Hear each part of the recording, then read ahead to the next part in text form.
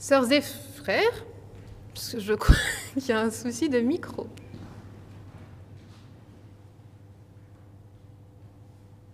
Sœurs, c'est dans l'amour. Ah, merci. C'est dans l'amour et dans la joie de notre Seigneur que je vous souhaite la bienvenue en ce dimanche, où nous vous accueillons avec Jean-Mathieu pour ce culte à 2 secteurs entre Saint-Marc et Ilzac.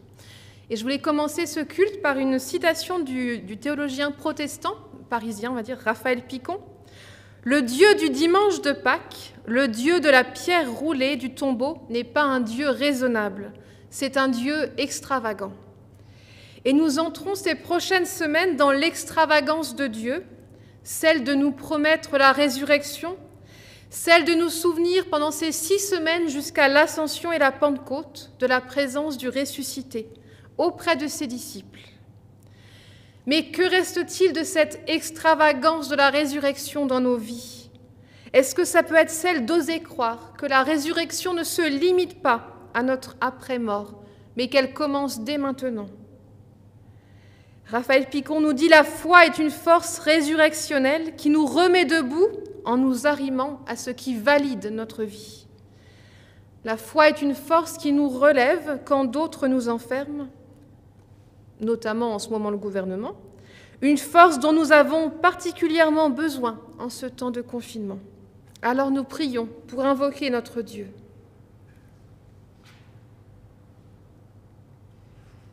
Seigneur, au petit matin de cette semaine, tu nous appelles encore à jeter notre filet, à demeurer dans la foi, à poursuivre dans l'espérance, à persévérer dans l'Évangile. Donne-nous de te reconnaître comme celui qui nous attend sur le rivage, comme un feu qui annonce la fin de la nuit, comme le pain qui nourrit notre pèlerinage, comme la parole qui éclaire nos cœurs obscurcis. Amen. Et nous chantons un chant de louange, normalement qui est connu, c'est « Quel ami fidèle et tendre nous avons en Jésus-Christ ».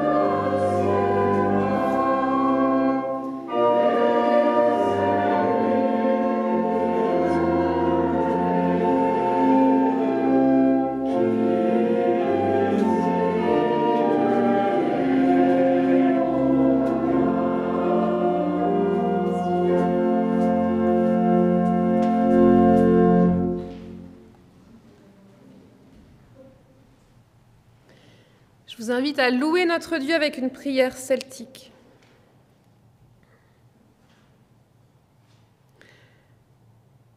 Alors qu'il semblait n'y avoir aucun espoir à l'horizon, j'ai vu ta lumière dans les yeux d'un enfant. Lorsque aucune joie ne paraissait se présenter, j'ai perçu le timbre de ta voix dans celle d'un ami. Quand la vie donnait l'impression de se décomposer, j'ai ressenti la douceur d'un rayon de soleil sur ma peau. Alors que tout semblait vide, j'ai senti ta présence dans la main d'un étranger. Alors que le futur paraissait stérile, j'ai savouré l'humidité de la vie sur les lèvres d'autrui. Grâce te soit rendue, Dieu, pour l'incarnation de ton amour. Ouvre mes sens à ta présence, que je t'aime, et sois attentif à toi en toutes choses. Amen. Et nous chantons comme répond la première strophe de Mon Rédempteur est vivant. On se reste assis du coup.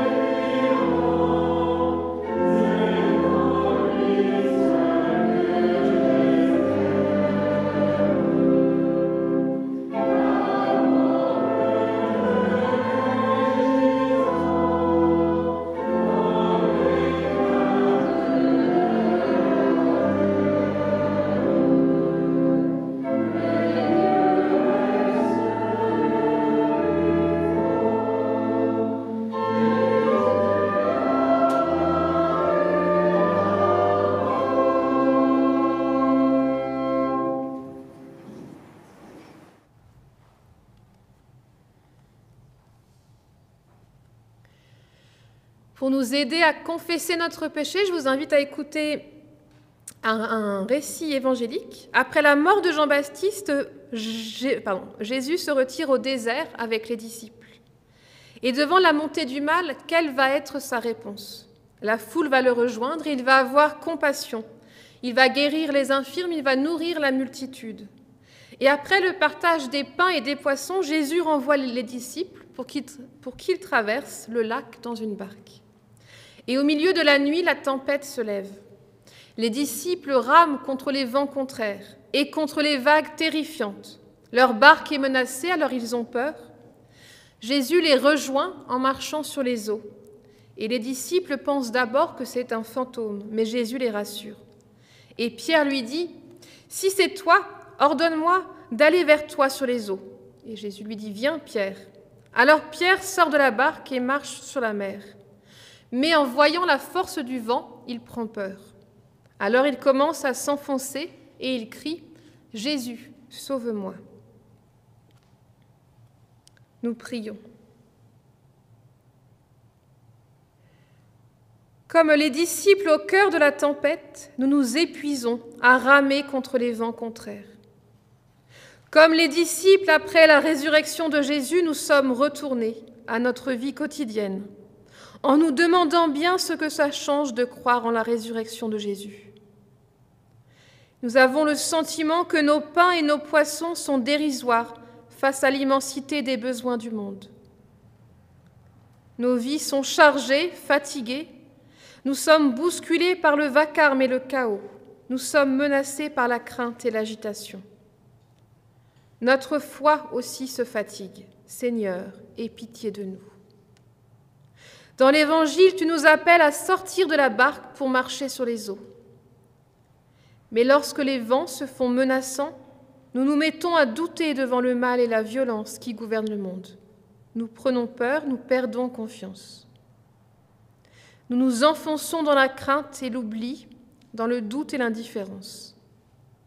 Seigneur, aie pitié de nous. Amen.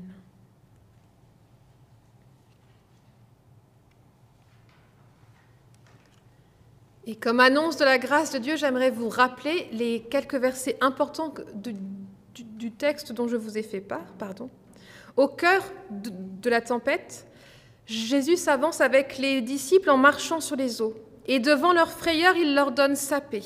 « Confiance, c'est moi, n'ayez pas peur. » Il appelle Pierre à sortir de la barque, mais celui-ci s'enfonce à cause de la violence des éléments. Alors il crie à Jésus, Pierre, « Seigneur, sauve-moi !» Jésus étend la main, le saisit et le ramène dans la barque. Et aussitôt, le vent retombe. Devant nos peurs, Jésus comble les ravins. Face à nos doutes, il nous prend par la main. Il nous donne son pardon et il est notre compagnon de vie. Nous chantons notre reconnaissance avec la deuxième strophe de « Mon Rédempteur est vivant ». Et oui, Christiane, on peut se lever. C'est vrai.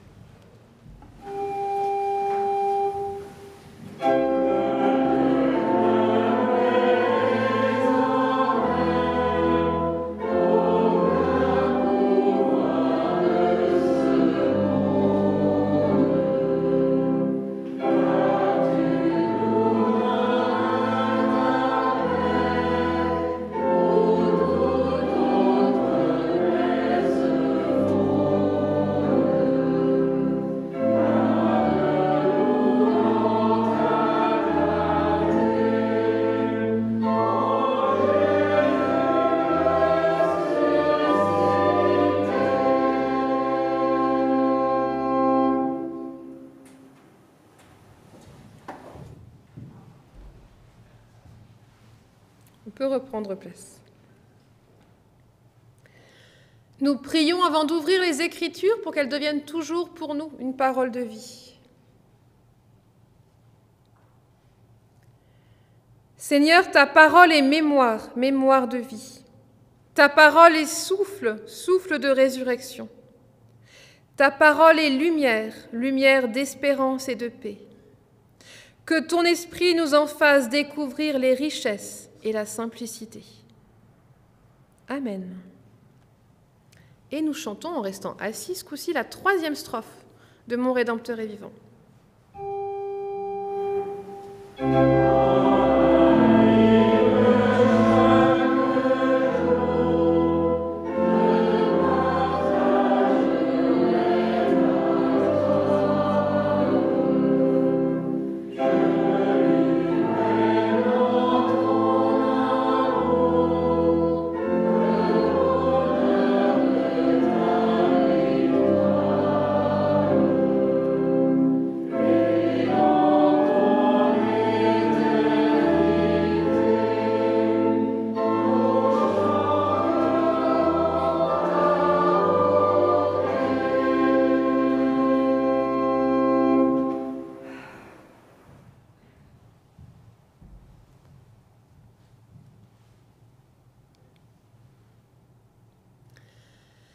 La première lecture biblique pour aujourd'hui dans l'épître de Pierre, au chapitre 1, la première épître de Pierre au chapitre 1, les versets 3 à 9.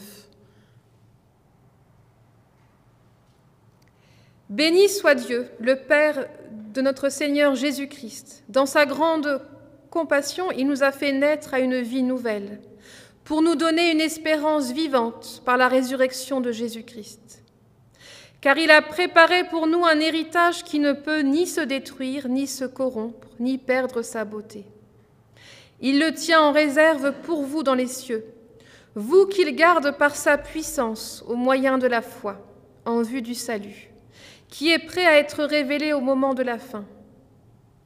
Voilà ce qui fait votre joie, même si actuellement il faut que vous soyez attristés pour un peu de temps par diverses épreuves. Celles-ci servent à éprouver la valeur de votre foi. Le feu du creuset n'éprouve-t-il pas l'or qui pourtant disparaîtra un jour? Pourtant, votre foi qui a résisté à l'épreuve a une valeur beaucoup plus précieuse. Elle vous vaudra louange, gloire et honneur lorsque Jésus-Christ apparaîtra. Jésus, vous ne l'avez pas vu et pourtant vous l'aimez, mais en plaçant votre confiance en lui, sans le voir encore, vous êtes remplis d'une joie glorieuse et inexprimable, car vous obtenez en retour votre salut, qui est le but de votre foi.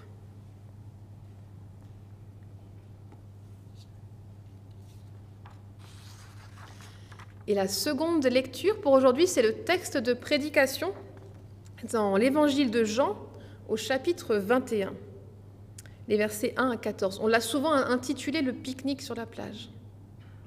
Ouais. Enfin, moi, en tout cas, peut-être dans le milieu des théologiens, je ne sais pas. Ah oui. Eh bien, moi, il y a des pique-niques aussi, tu vois. Bon, bah, du coup, je vous laisse l'écouter pour décider si c'est plus le pique-nique ou la pêche, comme ça. Après cela, Jésus se montra encore aux disciples sur les bords de la mer de Tibériade. Et voici de quelle manière il se montra.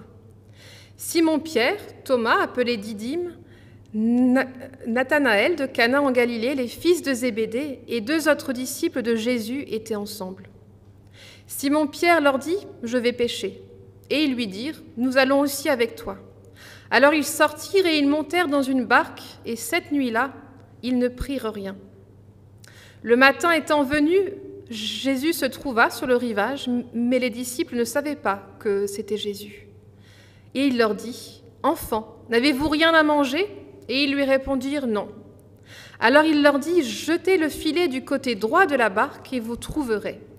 Ils le jetèrent donc, et ils ne pouvaient plus le retirer à cause de la grande quantité de poissons. Alors le disciple que Jésus aimait dit à Pierre « C'est le Seigneur !» Et Simon-Pierre, dès qu'il eut entendu que c'était le Seigneur, mit son vêtement et sa ceinture, car il était nu, et il se jeta dans la mer.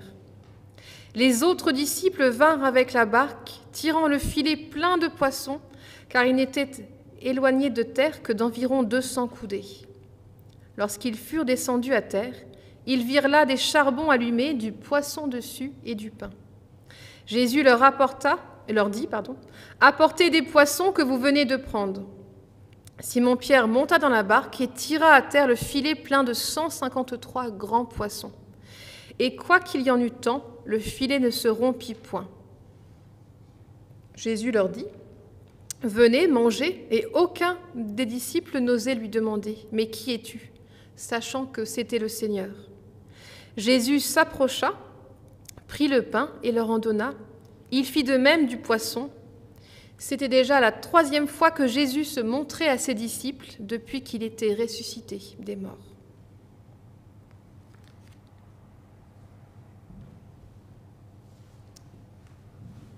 Et nous chantons « En toi, Seigneur, est notre espoir ».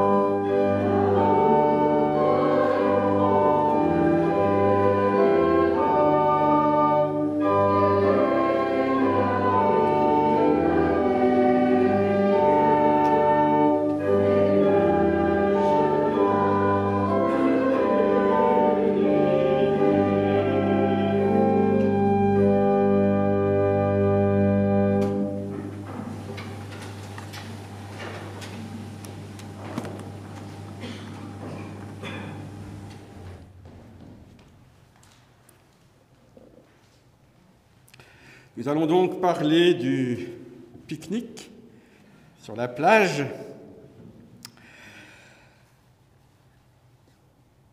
Thibaut est un garçon de 12 ans qui est en 6e à Sirens, pour tout vous dire. Et il y a quelques semaines, Thibaut m'a demandé en cours de religion à l'école « Qu'est-ce qu'il y a après la mort ?» Je fus tout d'abord bien embêté par cette question. Alors pour gagner un peu de temps, avant de construire un cours qui pourrait dire, alors on est en cours, dans une république laïque, je n'allais pas leur expliquer, leur donner une réponse affirmative, mais on peut s'interroger, qu'est-ce que les religions disent ou pensent qu'il y a après la mort? Mais j'ai commencé dans un premier temps par leur faire un cours sur les rites funéraires. Les élèves étaient passionnés, parce qu'à cet âge-là, on développe le goût de l'étrange et de l'horreur. Alors on a découvert les rites d'embaumement chez les Égyptiens. On a découvert chez les Zoroastriens, que l'on déposait, c'est en Iran ou dans le sud de l'Inde, où il reste quelques communautés zoroastriennes, on dépose les corps sur des tours du silence. On fait la même chose chez certains bouddhistes tibétains, et ces corps sont ensuite dévorés, ou ils servent de repas, aux vautours. Chez les hindous, on incinère, idéalement au bord du Gange. Chez les musulmans ou les juifs, l'enterrement est obligatoire. En Chine ou en Grèce antique, il y avait la présence de pleureuses. Et puis il y a toutes les nouvelles pratiques techno-funéraires en Occident. Aujourd'hui, alors tout n'est pas encore autorisé en France, mais cela viendra sans nul doute. On peut se faire cryogéniser pour espérer être un jour réanimé par les avancées médicales. Ou alors, il y a une autre technique qui est l'humusation. On est transformé en compost. Ou l'aquamation, le corps est dissous dans de l'eau qui permettra de fertiliser les sols. Puis il y a la promession, on refroidit le corps à l'azote liquide et puis on le secoue, il se brise et il est transformé alors en poudre. Ces rites disent quelque chose à propos de ce qui vient après la mort, mais aussi de ce qui la précède. Les derniers exemples que j'ai donnés, ce que j'appellerais les techno-funérailles, disent la place de la technique dans notre monde contemporain. Ainsi, l'humusation ou l'aquamation disent aussi la croissance de notre sensibilité et de notre lien à nos écosystèmes, puisqu'on veut quelque part que notre corps serve après à faire pousser des carottes ou des tomates. C'est un peu la même pratique que les Zoroastriens lorsque leurs corps sont dévorés par les vautours. L'intention est de ne pas souiller les éléments que sont l'eau, l'air, le feu ou la terre, et dire que le vivant fait partie d'un cycle perpétuel. Les religions globalement, qui détruisent le corps à sa mort, supputeront en général que l'âme va se séparer du corps au moment du trépas pour transmigrer ou se réincarner en un autre corps, ou alors aller habiter un monde parallèle. D'un autre côté, celles qui enterrent ou qui embaument seront plus enclines à envisager qu'un jour le corps serait revivifié en l'état. Et les chrétiens dans tout cela? Céline l'a dit dès le début du culte, nous croyons en la résurrection. Mais encore, qui peut dire qu'il sait exactement définir ce mot? Si on est honnête, il faut avouer qu'il n'y a pas de discours unique, explicite, clair sur ce qui vient après la mort. Habituellement, lorsqu'on en parle, on y met plutôt de la pudeur, ou alors une forme d'honnêteté parce qu'on résiste à poser des affirmations trop fermes, et puis on ajoute beaucoup de traditions, de légendes et d'images qui vont coloniser notre esprit. Il faut dire que la Bible est assez discrète à ce propos. Il y a bien quelques paroles bibliques, comme en Matthieu 25, où il est dit « Certains iront au châtiment éternel et les justes à la vie éternelle ». Il y a la promesse faite par Jésus sur la croix, où il promet le paradis aux bons larrons. « Aujourd'hui, tu seras avec moi dans le paradis ». Puis on a l'évocation en Jean 14, par Jésus toujours, de la maison de mon Père, lorsqu'il dit « Il y a plusieurs maisons, il y a plusieurs demeures dans la maison de mon Père, et je vais vous en préparer une. » Mais tout cela reste des images, et nous n'avons aucune description du comment ce sera. Mais comme l'être humain a beaucoup d'imagination, c'est l'imagination qui va faire le reste et qui va combler les non-dits. Alors on va construire des théologies qui définiront un paradis, un enfer et toutes les règles subséquentes pour accéder à l'un ou à l'autre. On rajoutera au Moyen-Âge un purgatoire. On construira des sculptures sur les églises, on peindra des toiles fantasmagoriques représentant ces lieux terribles ou idylliques. Et puis on élaborera une pastorale de la peur au Moyen-Âge pour justement expliquer aux gens comment ne pas accéder à l'enfer. Alors pour ce qui est de la pastorale de la peur, je crois qu'elle a bien mal fonctionné. Nous en sommes d'ailleurs la preuve, nous ici, protestants. Une autre preuve que la pastorale de la peur ne fonctionne pas, je ferai une comparaison un peu décalée. Je lisais tantôt un article sur les taux d'incarcération par pays dans le monde. Quelle proportion de la population est en prison selon les pays? Et ce qu'on constate, c'est qu'en fait, il n'y a pas de corrélation entre la sévérité des législations et la criminalité. Bon, si on prend par exemple les pays du nord de l'Europe, ils ont des taux d'incarcération très faibles. On évite autant que faire se peut la prison. Mais ils ont aussi des taux de criminalité très faibles.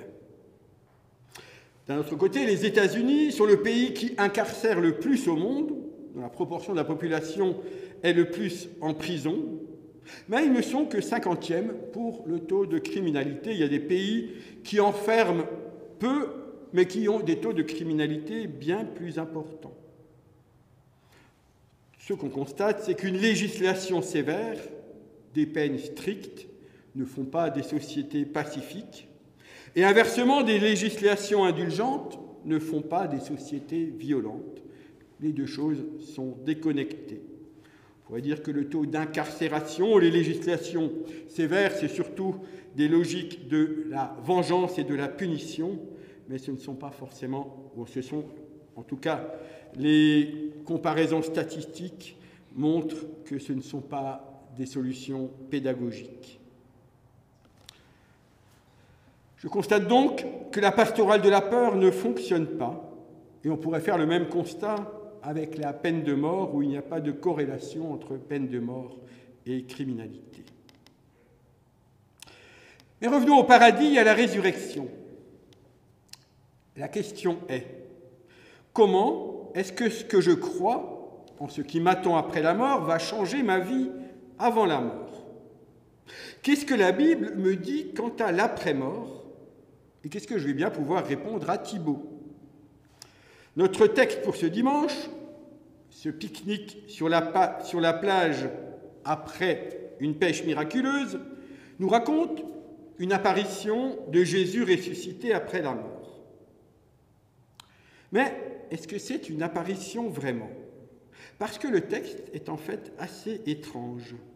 Je ne sais pas si vous l'avez remarqué dans sa lecture, en fait les disciples ne reconnaissent pas Jésus ressuscité. En tout cas, ils ne le reconnaissent pas physiquement. Il y a deux moments qui le disent dans le texte. Au verset 4, il nous est dit « Le matin étant venu, Jésus était sur le rivage, mais les disciples ne savaient pas que c'était Jésus. » Bon, là, on pourrait se dire, ils sont à peu près à 100 mètres de lui. Peut-être, c'est le matin, était-il ébloui par le soleil levant? Et puis, il ne s'attendait pas à le voir, donc on peut comprendre que dans ces conditions, l'identification soit difficile. Et si on prend un peu plus loin le verset 12, une fois qu'ils eurent accosté, on nous dit, Jésus leur dit, il leur parle donc quasiment face à face, il leur dit « Venez manger ». Aucun des disciples n'osait lui demander « Qui es-tu ?», sachant que c'était le Seigneur. Ils sont devant lui, ils n'osent pas lui demander qui il est, mais en même temps ils savent que c'est lui. Que comprendre ? Le même phénomène s'était produit au matin de Pâques, lorsque Marie-Madeleine rencontra celui qu'elle pensait être le jardinier dans le jardin.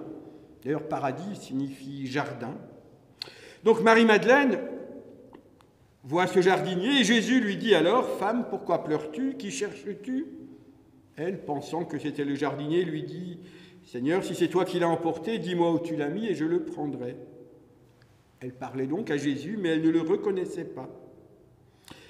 C'est encore le même phénomène qui saisira Thomas, celui qui doute, lorsqu'il dira devant le ressuscité qui avait rejoint les disciples et qui se cachait à Jérusalem après la Pâque, Thomas lui dira « Si je ne mets pas mon doigt dans la marque des clous, si je ne mets pas ma main dans son côté, je ne croirai point. » Et lorsqu'il va rencontrer Jésus, il aura besoin de toucher les plaies alors que Jésus était en face de lui. Il ne le reconnaîtra toujours pas physiquement. Que pouvons-nous comprendre ? C'est que le ressuscité est décrit dans les textes. Jésus ressuscité ne ressemblait plus, en fait, à Jésus, au Jésus avant de mourir. Ce qui nous est dit finalement, c'est que la résurrection ne relève pas du voir. D'ailleurs, c'est ce que répondra Jésus à Thomas.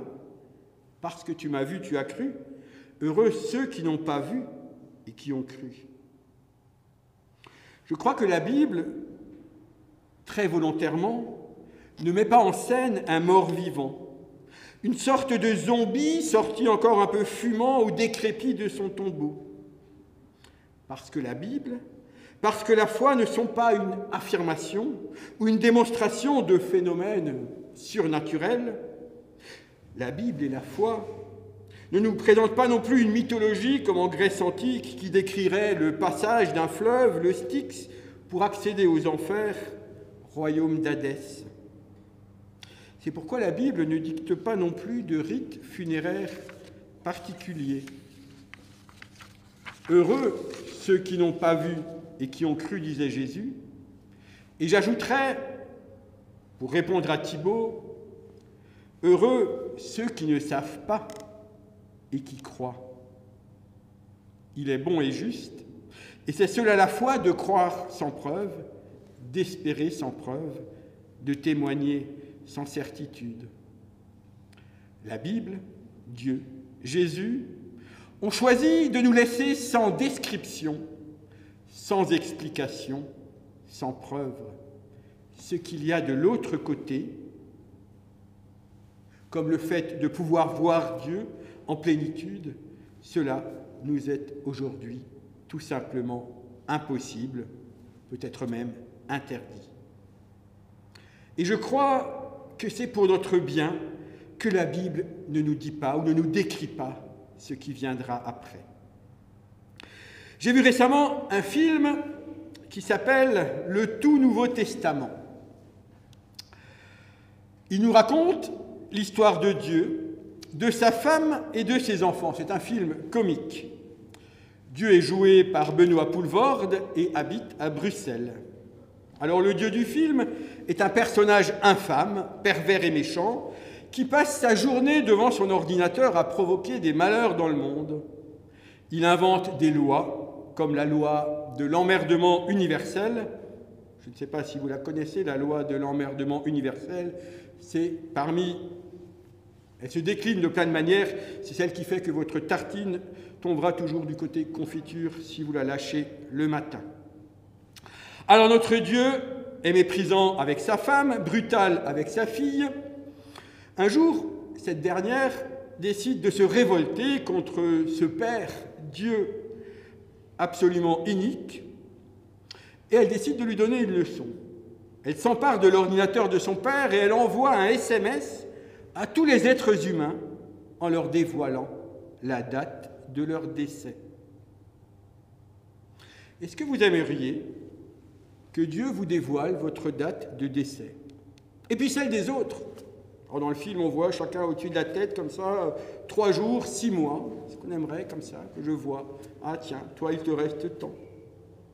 Alors dans le film, un couple apprend que la femme va mourir dans 5 jours, et le mari dans 20 ans, et le mari de dire « Ah ben, c'est pas trop tôt ». Un homme apprend qu'il n'en a plus que pour un mois et décide de vider ses comptes bancaires pour aller s'offrir tous les plaisirs de la chair possible. Un autre essayera de se suicider en apprenant qu'il n'a plus que quelques jours à vivre, mais sans succès puisque la date de sa mort était fixée et qu'il ne pouvait pas la changer. Un autre devient une star mondiale parce qu'on apprend qu'il a encore 102 ans à vivre. Est-ce que vous voudriez connaître votre date de décès? Comment seraient nos vies si nous savions notre date de décès, mais si nous savions tout, si nous savions exactement aussi ce qui nous attend? On connaît, peut-être connaissez-vous la phrase de Martin Luther qui disait « Si je devais mourir demain, si j'apprenais que je devais mourir demain, aujourd'hui, je planterais un pommier, c'est-à-dire je continuerais à vivre normalement. » En fait, la foi ne tient pas et ne doit pas tenir dans le fait de savoir ce qui vient après la mort. C'est pour cela qu'elle ne nous informe pas, que la Bible ne nous informe pas de comment ce sera. Elle ne dit pas comment nous serons. La résurrection n'est pas la revivification ou la réanimation d'un cadavre. Nous ne sommes pas dans l'ordre du savoir, de la connaissance, mais cette question, cette affirmation de la résurrection est là tout de même. Ce qu'elle nous dit, ou la question qu'elle nous pose, c'est « Que veux-tu faire de ta vie ?» Elle nous dit aussi « Que faire? Que vas-tu faire de ce je ne sais pas ?» Qu'est-ce que ça change de croire en la résurrection ou de ne pas y croire? Si je reviens à notre pique-nique sur la plage, le texte commence de la manière suivante. Nous avons Simon-Pierre, Thomas, Nathanaël, les fils de Zébédée, c'est-à-dire Jacques et Jean, et 2 autres disciples. Et Simon leur dit « Je vais pêcher ». Ils lui disent « On vient avec toi » et ils sortent. Ils montent dans une barque. Est-ce que ce récit, qui est tout à la fin de l'évangile de Jean, ne vous rappelle rien? Est-ce que vous vous souvenez comment toute cette histoire avait commencé? Cette histoire avait commencé par des pêcheurs qui étaient sur un lac en train de pêcher et Jésus passait et les avait appelés. C'est ce que nous raconte l'évangile de Marc. Jésus passait le long de la mer, il vit Simon et André qui jetaient un filet de la mer, ils étaient pêcheurs, et Jésus leur dit « Suivez-moi ». Ils laissèrent leur filet et ils le suivirent. Qui Jésus avait-il choisi pour l'accompagner sur la route? Où était-il allé chercher ses acolytes? Était-il allé dans une synagogue parce qu'il cherchait des hommes pieux et religieux?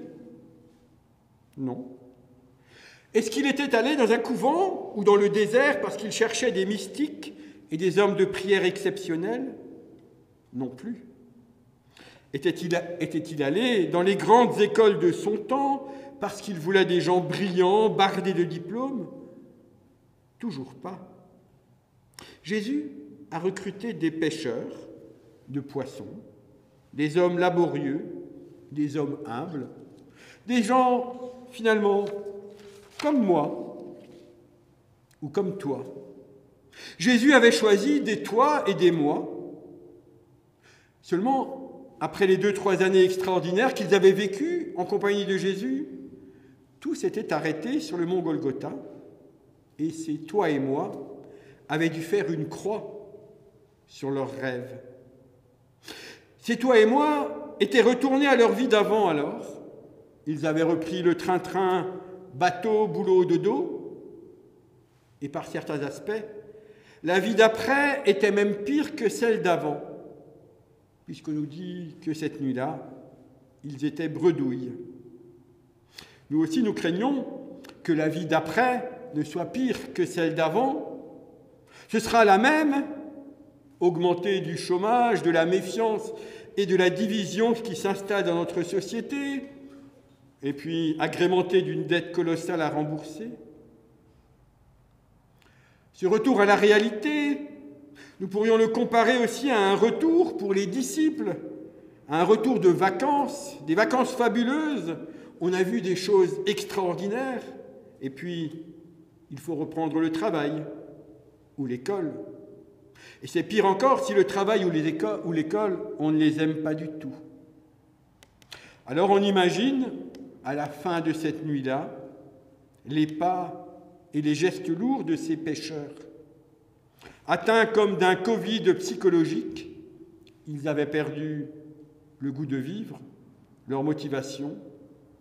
Peut-être même ruminaient-ils de la colère envers Jésus pour les avoir fait rêver, puis abandonner. Tout ça pour ça, se disait-il peut-être? Il aurait mieux fait de nous laisser en paix au lieu de venir nous chercher et de nous faire des promesses de changer le monde.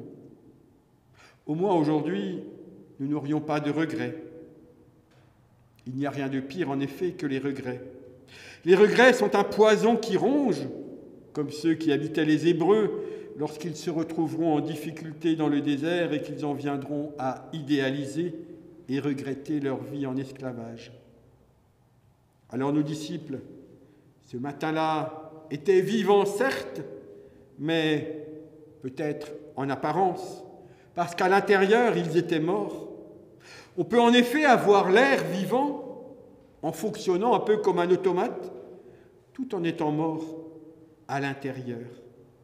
Et c'est à cet intérieur que cela se passe, la résurrection.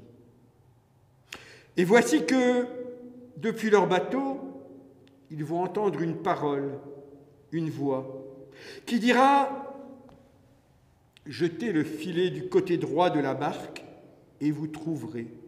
D'autres traductions disent « Changez de côté et vous trouverez ».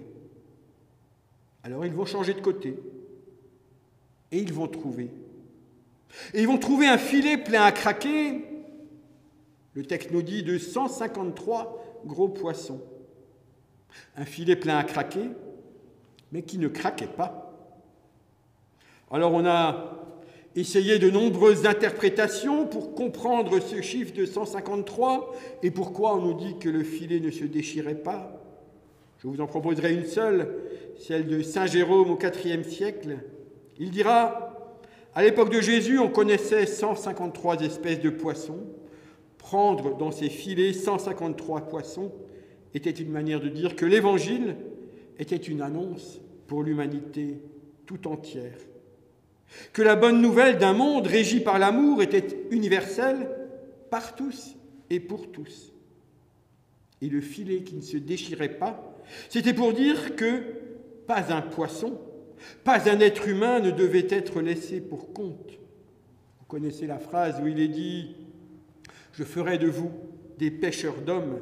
C'est cette idée-là qui est l'annonce de l'Évangile qui est demandée à présent aux disciples, doit s'adresser à tous sans que personne, quelque part, ne puisse pas y avoir accès. Le filet qui ne se déchire pas est aussi une manière de nous dire que cette humanité est appelée sans cesse à la réconciliation, à ne pas se diviser. Et c'est bien la présence du ressuscité, c'est bien la foi dans le Christ vivant qui va permettre cela, sans qu'on ne puisse expliquer pourquoi, comment. C'est pour cela qu'ils ne le reconnaissent pas. Les choses se sont passées. Ce qu'on sait, c'est que les disciples vont recevoir cette parole. Ils vont croire en la résurrection, ils vont croire qu'il est ressuscité, ils vont croire qu'il est toujours présent, même s'ils ne le voyaient pas vraiment de leurs yeux. Nous ne pouvons pas le voir, le ressuscité. Mais comme les disciples, nous pouvons le reconnaître. Lorsque nous voyons des gestes d'inclusion, lorsque personne n'est mis de côté, lorsque l'humanité entière est considérée, lorsque la pêche est miraculeuse, alors nous croyons qu'il est vivant. Lorsque les filets qui représentent les liens sociaux, les liens d'amitié, les liens de solidarité, les liens d'humanité, les liens entre nos deux paroisses, lorsque ces filets tiennent ferme et ne se déchirent pas, alors nous pouvons dire, alors nous croyons qu'il est vivant.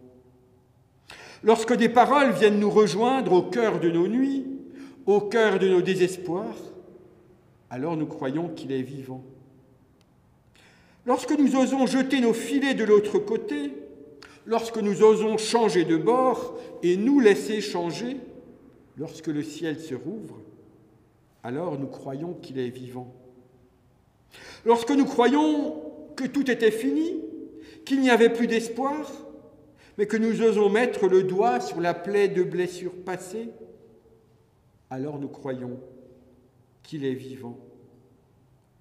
Croire en la résurrection, c'est croire sans le voir en la présence du ressuscité, toujours vivant aujourd'hui.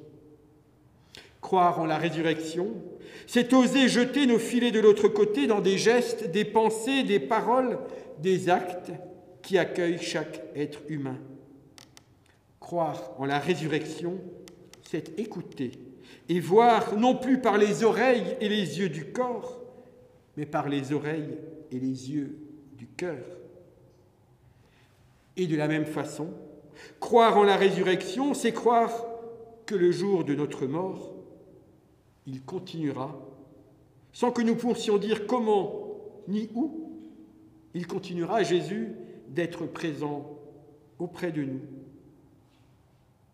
C'est notre foi, nul besoin de preuves ou d'illustrations pour cela.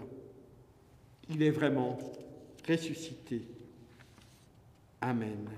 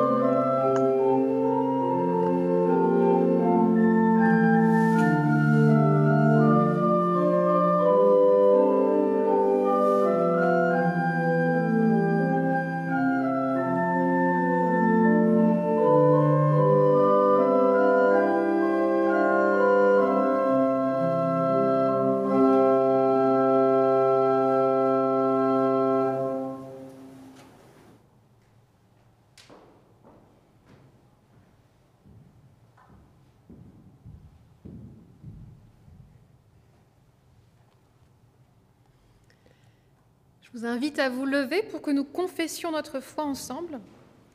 J'ai choisi celle de Frédéric Gentil, un auteur de La Voix protestante, donc c'est le journal, un des journaux régionaux protestants. Je crois en son esprit, sa présence et son action dans notre quotidien. Il unit les églises en une seule église, véritable projet de Dieu. Par son éclairage, j'entends la parole dans la Bible. récit d'autres témoins tout au long de l'histoire. Je crois en Jésus-Christ, visage humain de Dieu et signe de son amour pour les êtres humains. Il fait de tous les humains une grande famille, et de la personne que je croise, mon frère ou ma sœur. Je vis de sa résurrection, sans supprimer la douleur et les interrogations que la mort suscite. Elle ouvre une espérance. La mort n'a pas le dernier mot. Je crois en Dieu, se servant des hommes et des femmes pour agir, donnant par son amour un sens à notre vie. Aucune représentation et aucune formulation ne peut l'enfermer. Et pourtant, nous n'avons que nos mots pour partager sa présence. Si vous voulez faire vôtre aussi cette confession de foi, je vous invite à prononcer l'Amen final. Amen. Alors, je vous invite à rester debout pour chanter « Jésus sort de la tombe ».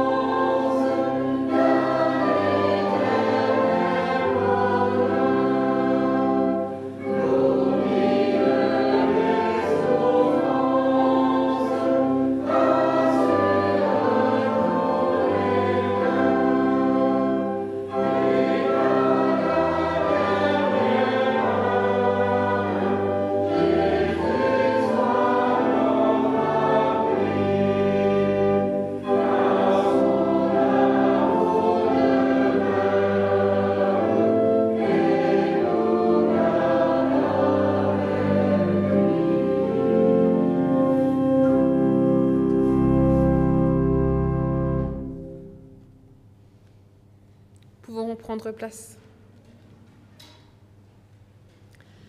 Nous prions les uns pour les autres.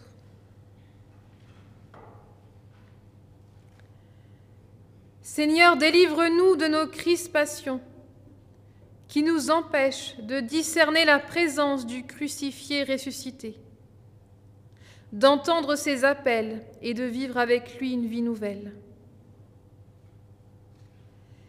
Cette vision de ta présence, accorde-la à tous ceux qui n'arrivent pas à voir au-delà de leurs évidences de chaque jour, avec tout leur content de découragement.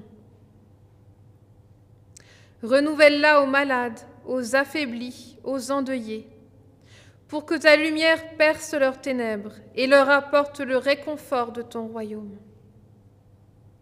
Renouvelle-la à tous ceux qui sont devenus des artisans de mort, par orgueil ou par lâcheté, par lassitude, indifférence ou dans une fausse idéologie. Seigneur, ne permets pas qu'ils s'enferment définitivement dans leur vie spirituelle. Permets-nous surtout, Père, d'être dans tout ce que nous sommes et dans tout ce que nous faisons, des témoins de la résurrection des crucifiés. Et ensemble, nous pouvons dire avec Jésus qui nous l'a appris. Notre Père, qui es aux cieux, que ton nom soit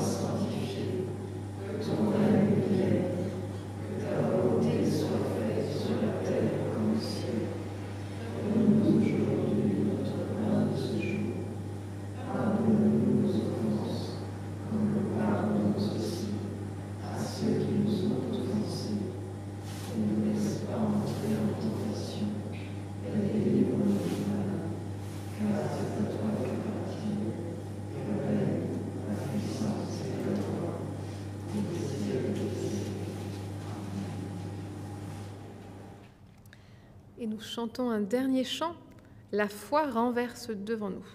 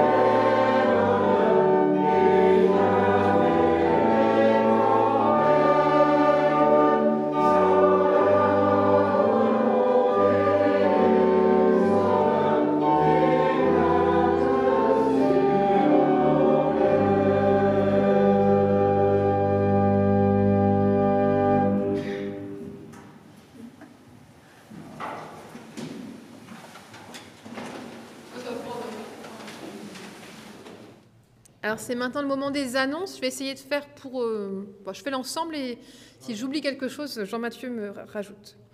Je vous préviens juste pour Isaac, en tout cas, de l'annulation du CP. On devait se retrouver le 12 avril. Alors, on a demandé à Strasbourg et malheureusement, confinement, donc toutes les réunions sont annulées. Donc le CP d'Isaac est reporté jusqu'à la fin du confinement.